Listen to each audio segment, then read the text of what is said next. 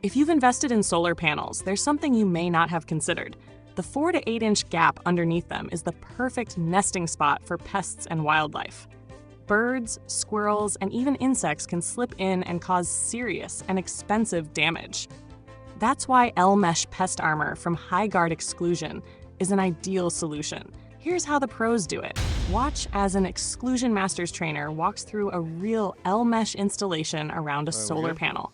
So everybody do solar panel work? No? Avoid it? Right? Worried about warranty? Right? Awesome solution, L-Mesh from Hi-C. It's clipless. It's got a kind of prorated angle on it, so when we install it, it's going to sit as a pressure fit. No clip to fasten, void a warranty, void any type of code violation, anything like that. Everything's going to sit tight.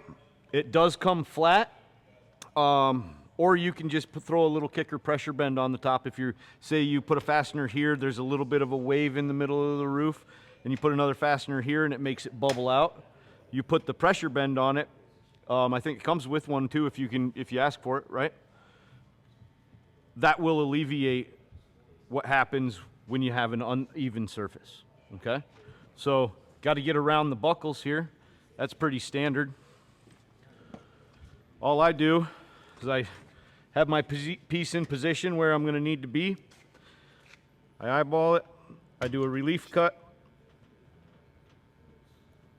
and then I eyeball down here and throw a small snip in one of those X's. That way I know how deep I have to go on that.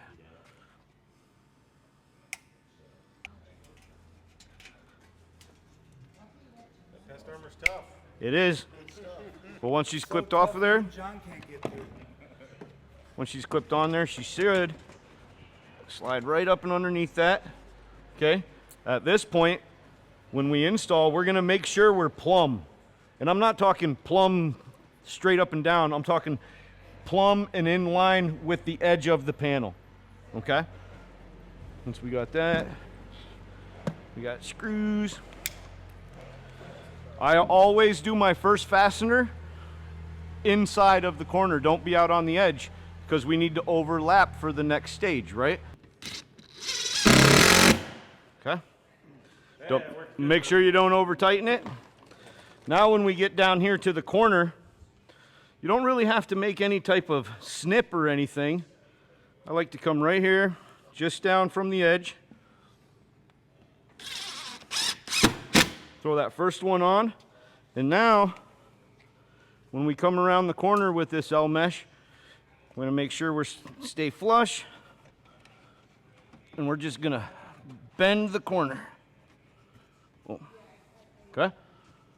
Now we come back through. You got another fastener, Joe? Oh, I got it right here.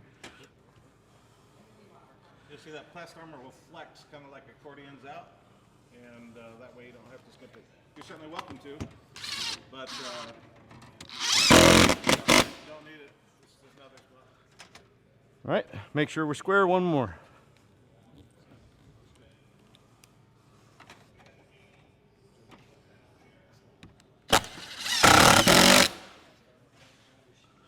Clean, good contact, tight to panel.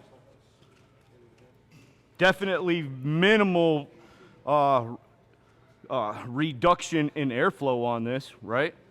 You can't get any more minimal than this without having no material there. But this stuff is solid. We're not getting through it. Stop pigeons, stop squirrels, raccoons. I'd be a little bit worried maybe a raccoon grabbing on up here. But once this corner is bent, that's even going to be stronger now, harder to pull out, right? I'm going to overlap it about 1 inch or so, right? And I don't want to do my overlaps near a corner. If I have to do it, I'm going to do it center mass of a panel, right?